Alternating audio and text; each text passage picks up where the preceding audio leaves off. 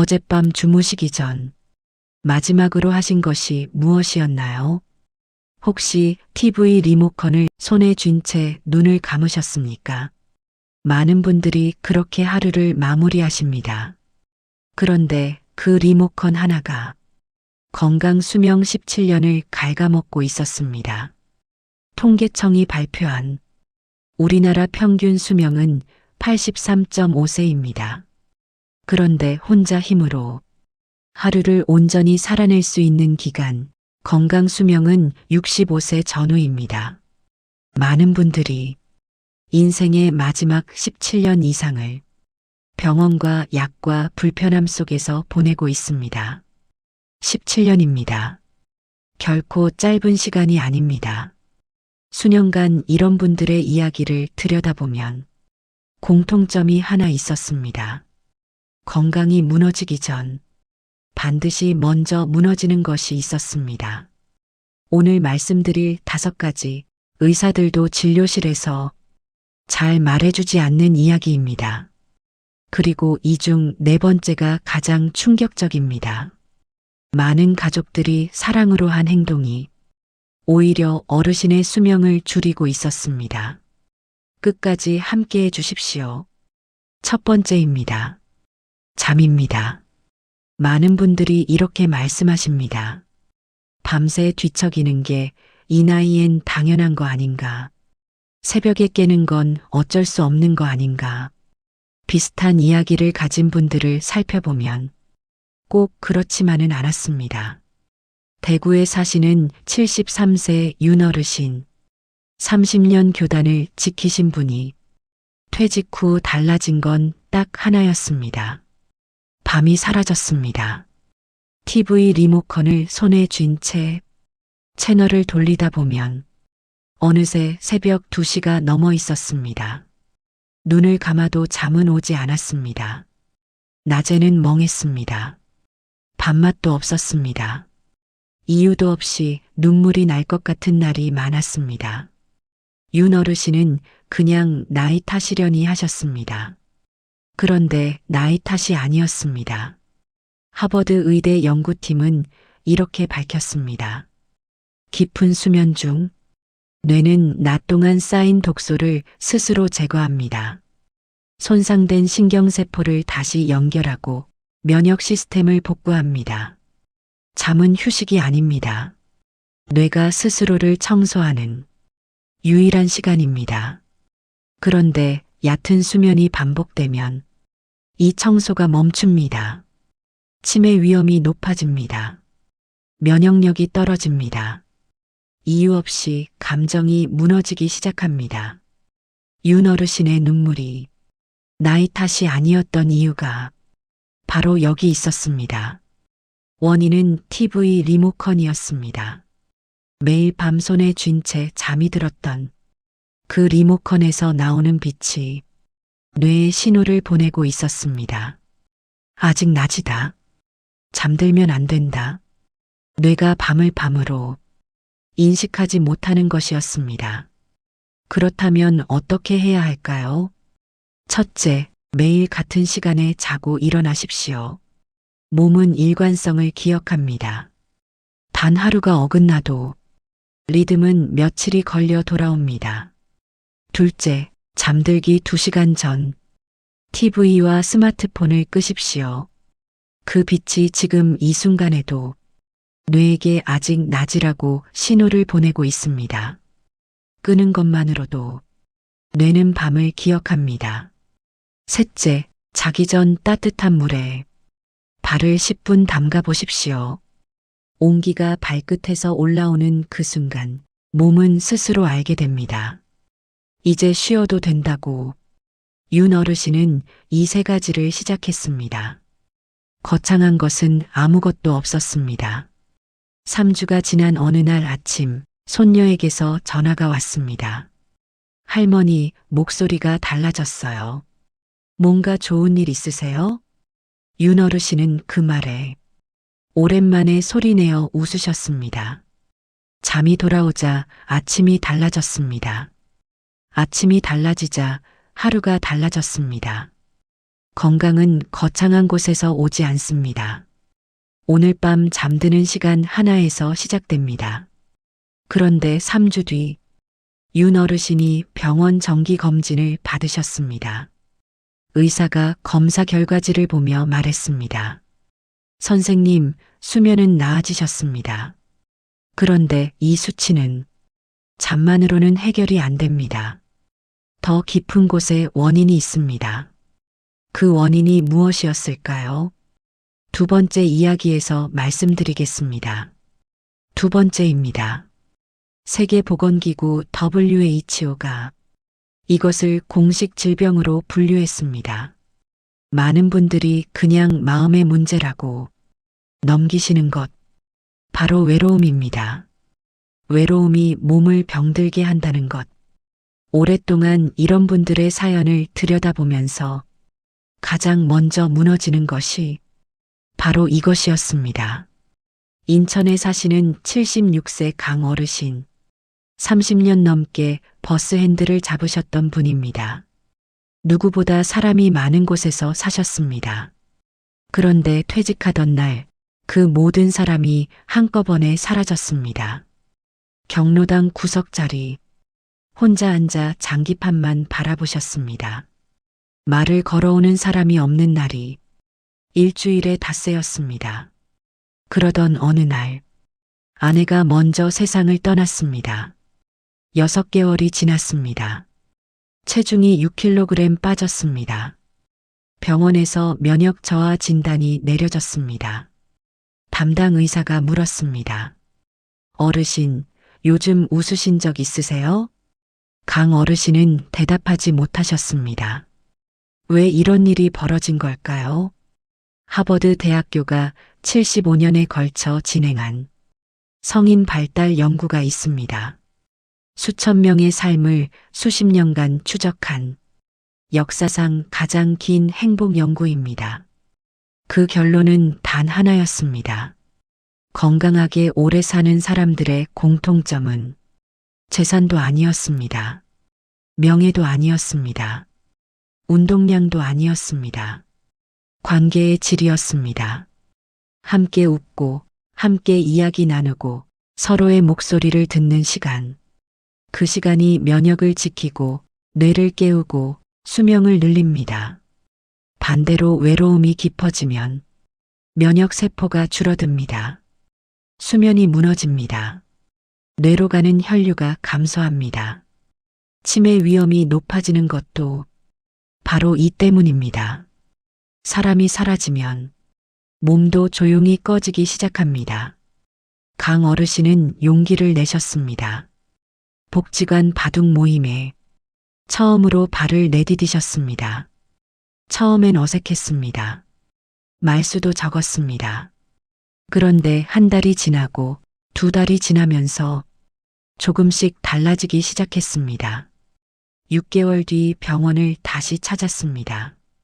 의사가 검사 결과를 보며 말했습니다. 어르신, 면역 수치가 올라왔습니다. 무슨 좋은 일이 있으셨어요? 강 어르신은 이렇게 말씀하셨습니다. 말할 사람이 생겼습니다. 사람은 말할 상대가 생기는 순간 몸의 활력이 달라집니다. 오늘부터 딱 3가지만 해보십시오. 첫째, 오늘 한번 먼저 전화를 거십시오. 받을지 안 받을지 걱정하지 마십시오. 거는 것만으로도 여러분의 뇌는 이미 깨어납니다. 둘째, 경로당이든 복지관이든 교회든 일주일에 한 번만 나가십시오. 말을 많이 하지 않아도 됩니다. 사람 속에 있는 것만으로도 몸이 달라집니다. 셋째, 누군가 먼저 말을 걸어올 때까지 기다리지 마십시오. 먼저 인사 한마디를 건네십시오. 어색해도 괜찮습니다. 서툴러도 괜찮습니다. 그 한마디가 여러분의 몸을 다시 깨우는 첫 번째 신호가 됩니다. 그런데 강 어르신 담당 의사가 면역 수치를 보며 이렇게 말했습니다. 어르신, 약보다 중요한 게 있습니다. 그게 운동도 아니고 영양제도 아닙니다. 많은 분들이 매일 하고 있지만 잘못하고 있는 것입니다. 그게 무엇이었을까요? 세 번째 이야기입니다. 세 번째입니다. 많은 분들이 이렇게 말씀하십니다. 밥은 먹고 있어. 대충이라도 챙겨 먹고 있어. 그런데 그 밥상이 문제였습니다. 비슷한 사연을 가진 분들을 살펴보면 꼭 이런 장면이 있었습니다. 전주에 사시는 71세 박 어르신, 30년 넘게 식당을 운영하셨던 분입니다. 하루에 수백 그릇의 밥상을 차리셨던 분입니다. 그런데 정작 당신을 위한 밥상은 한 번도 제대로 차려본 적이 없으셨습니다. 남편이 떠난 뒤 식탁 위에는 반찬이 하나였습니다. 김치 하나. 그것으로 끝이었습니다. 요리하는 사람이 요리를 멈춘 것이 아니었습니다. 밥상을 차릴 이유가 사라진 것이었습니다. 6개월이 지났습니다. 몸무게가 4kg 빠졌습니다. 손에 힘이 없어졌습니다. 계단을 오를 때 무릎이 예전보다 더 아팠습니다. 보건복지부 노인실태조사에 따르면 혼자 식사하는 고령자는 그렇지 않은 분들에 비해 영양 불균형 위험이 현저히 높습니다. 단백질이 부족해지면 근육이 가장 먼저 줄어듭니다. 근육이 줄면 면역이 떨어집니다. 균형 감각이 무너집니다. 회복 속도가 느려집니다. 밥 한 끼가 단순한 식사가 아닙니다. 그런데 박 어르신 이야기에는 한 가지 더 있었습니다. 식사는 음식이 아닙니다. 연결입니다. 함께 먹는 밥상에서 사람은 말을 나눕니다. 온기를 나눕니다. 살아있다는 감각을 나눕니다. 그 연결이 끊어지는 순간 밥상은 의무가 됩니다. 의무가 된 밥상은 점점 작아집니다. 김치 하나, 그 작아진 밥상이 몸을 조용히 무너뜨리고 있었습니다. 그렇다면 어떻게 해야 할까요? 딱 3가지만 하십시오.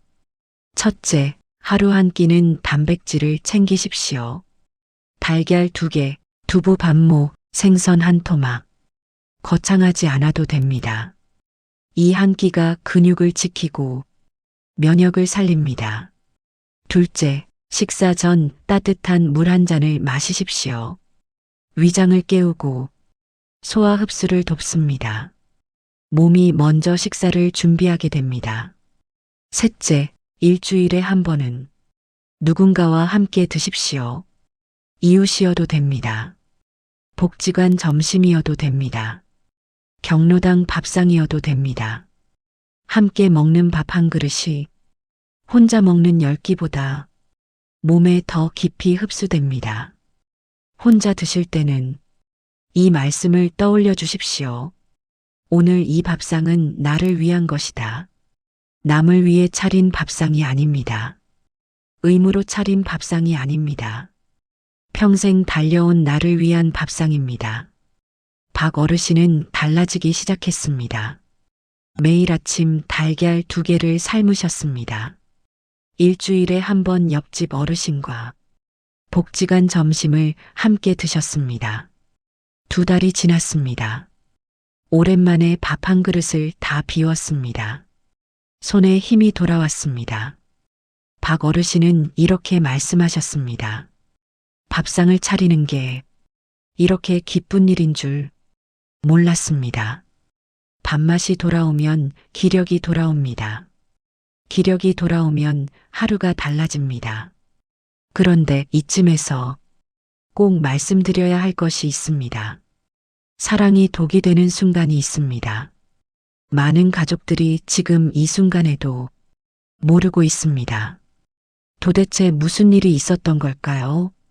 4번째 이야기입니다. 4번째입니다. 여기까지 오셨습니까? 고맙습니다. 사실 이 4번째가 오늘 가장 드리고 싶었던 이야기입니다. 나이가 들면 이런 말을 자주 듣습니다. 조심해야 해. 넘어지면 크게 다쳐. 그냥 집에 계세요. 사랑에서 나온 말입니다. 걱정에서 나온 말입니다. 그런데 오늘 이 말씀을 드려야겠습니다. 그 사랑이 오히려 독이 되고 있었습니다. 많은 어르신들의 이야기를 모아보면 꼭 이런 순간이 있었습니다.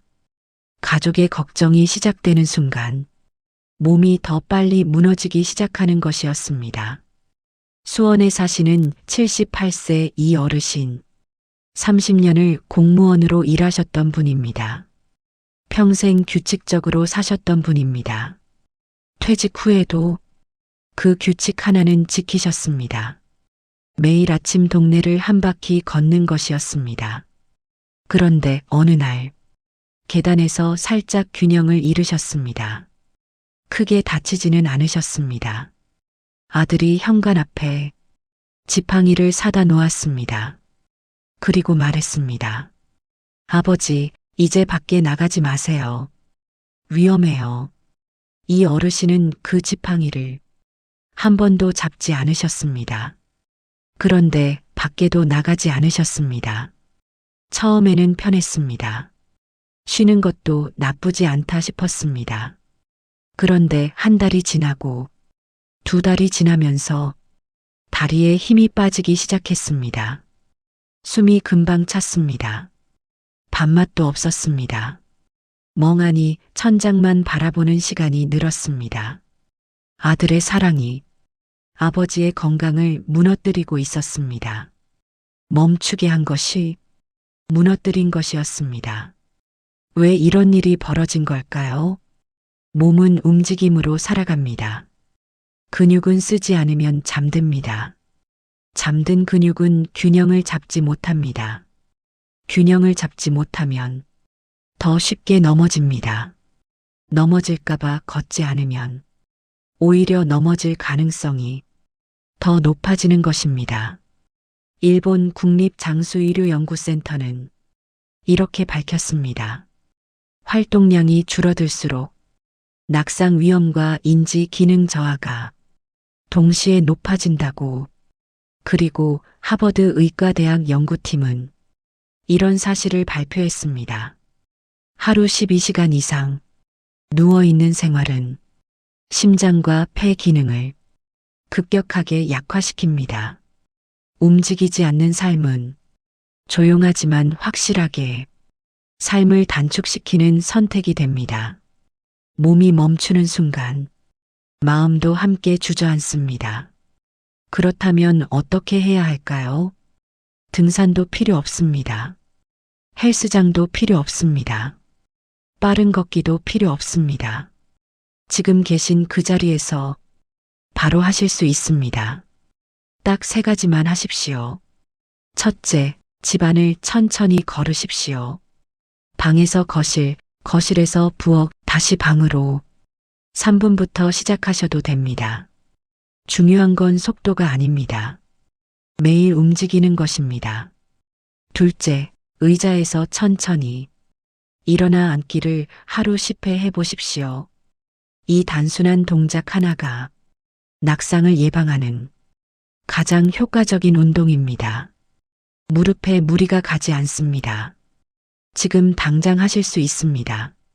셋째, 햇빛 아래 5분만 서 계십시오.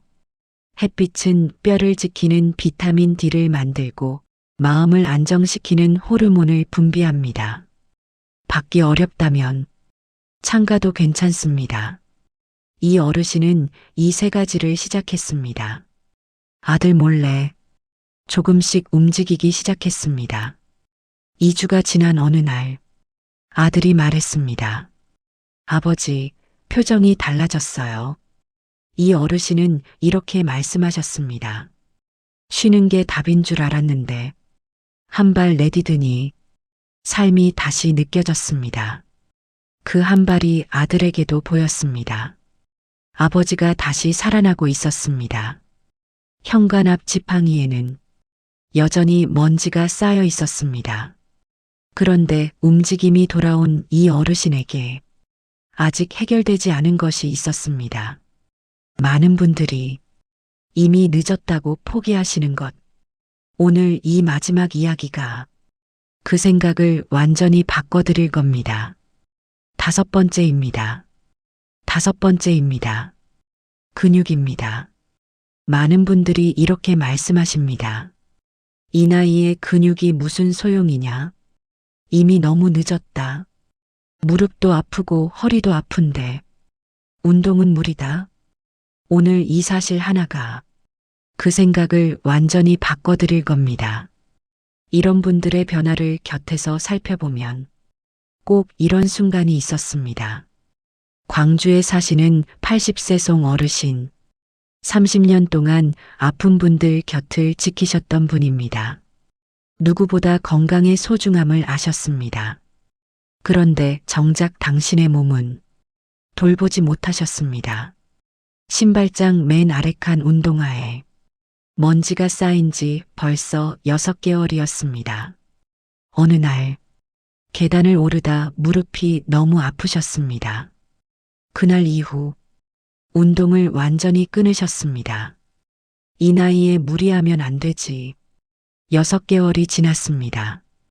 계단을 오르는 것이 더 힘들어졌습니다. 조금만 걸어도 숨이 찼습니다. 장을 보러 나가는 것조차 버거워졌습니다. 운동을 끊었는데 오히려 더 아파진 것입니다. 왜 그럴까요? 근육은 쓰지 않으면 잠듭니다. 죽는 것이 아닙니다. 다만 잠들어 있을 뿐입니다. 잠든 근육은 무릎을 보호하지 못합니다.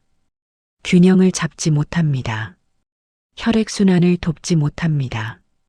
면역을 지키지 못합니다. 그래서 움직이지 않을수록 더 아파지는 것입니다. 근육을 끄는 것이 아니었습니다.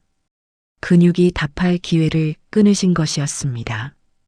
일본 국립장수의료연구센터는 90세 이상 고령자를 대상으로 연구를 진행했습니다. 아주 가벼운 걷기와 앉아서 다리를 들어 올리는 단순한 운동을 6개월 동안 진행했습니다. 결과는 놀라웠습니다. 근육 기능이 회복된 사례가 다수 확인되었습니다. 걷는 속도와 균형 능력도 눈에 띄게 향상되었습니다. 연구진은 이렇게 말했습니다. 근육은 포기하지 않는다. 우리가 먼저 포기했을 뿐이다. 다시 부르면 반드시 답한다. 90세도 됩니다. 지금 시작해도 늦지 않습니다. 그렇다면 어떻게 깨울 수 있을까요? 특별한 도구가 필요하지 않습니다. 지금 앉아 계신 그 자리에서 바로 하실 수 있습니다. 딱 3가지만 하십시오. 첫째, 발끝을 천천히 들어 올렸다. 내려놓으십시오. 앉아서 하셔도 됩니다. 하루 10회면 충분합니다. 이 작은 동작 하나가 종아리 근육을 깨우고 혈액순환을 돕습니다. 둘째, 벽을 가볍게 짚고 한 발로 10초만 서보십시오. 균형 감각을 되살리는 가장 안전한 훈련입니다. 넘어짐을 예방하는데 이보다 효과적인 동작이 없습니다. 셋째, 의자에 앉아 무릎을 천천히 들어 올렸다. 내려놓으십시오.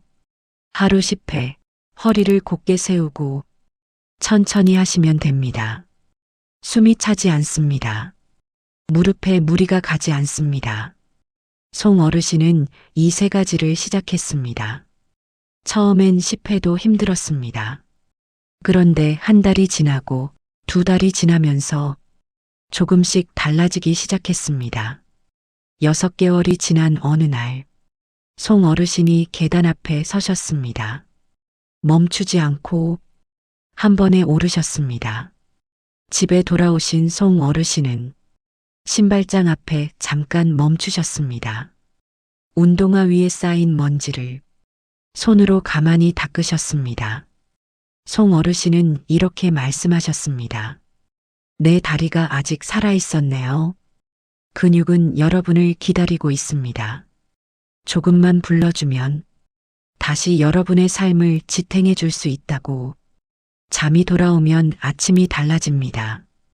사람이 돌아오면 밥상이 달라집니다. 밥상이 살아나면 발걸음이 달라집니다. 발걸음이 살아나면 근육이 답합니다. 그리고 그 모든 것이 돌아오면 삶이 다시 흐르기 시작합니다.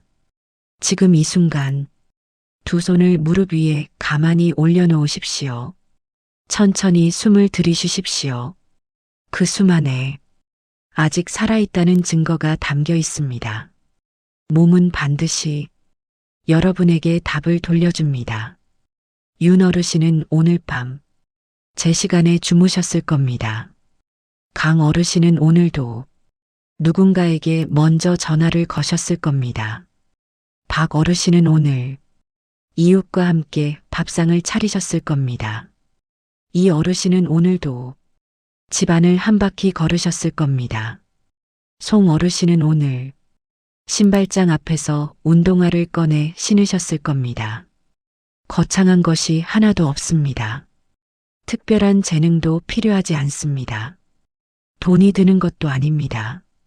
그런데 이 5가지가 인생의 마지막 17년을 병원 침대가 아닌 내 발로 걷는 시간으로 바꿔줍니다. 여기서 한 가지 여쭤보고 싶습니다. 오늘 하루 중 오직 나만을 위해 쓴 시간이 단 1분이라도 있으셨나요? 돌아보면 참 오래 달려오셨습니다. 자녀 뒷바라지, 가족 챙기기, 남을 위한 시간들. 그 모든 시간 속에 정작 나를 위한 자리는 없었습니다. 여러분은 충분히 잘 살아오셨습니다. 충분히 희생하셨습니다. 충분히 버티셨습니다. 이제는 그 무게를 내려놓으셔도 됩니다. 나를 위해 사는 것이 이기적인 것이 아닙니다. 평생 달려온 여러분에게 주어진 당연한 권리입니다.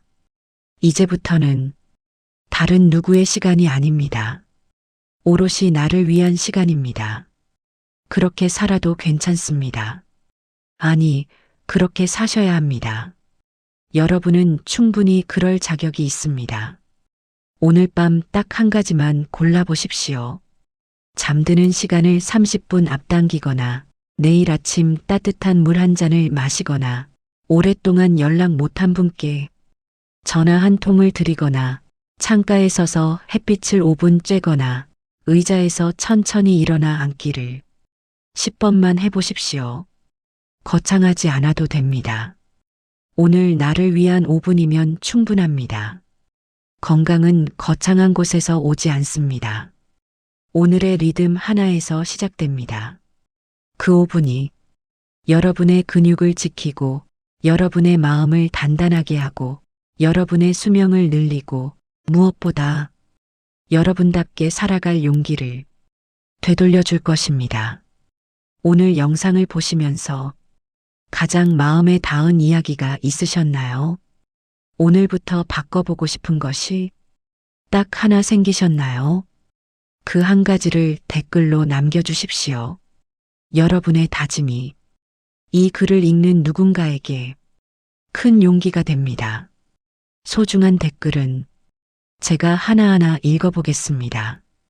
이 이야기가 오늘 여러분 곁에 조금이나마 힘이 되었다면 구독과 좋아요로 함께 해주십시오. 그것이 이 채널이 더 많은 분들께 닿을 수 있는 유일한 방법입니다. 오늘 밤은 TV 리모컨을 내려놓으십시오. 눈을 감으십시오. 내일 아침 처음 보이는 것이 달라질 겁니다. 여러분의 하루하루가 건강하고 따뜻하고 무엇보다 여러분다운 날들로 채워지기를 바랍니다. 감사합니다. 지혜 담수다였습니다.